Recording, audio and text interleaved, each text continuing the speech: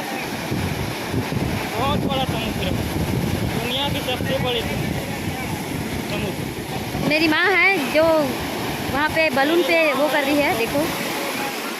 और दीदी लोग हैं यहाँ पर,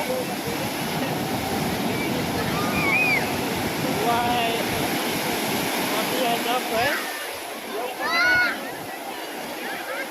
आगे आगे सब है यहाँ पर।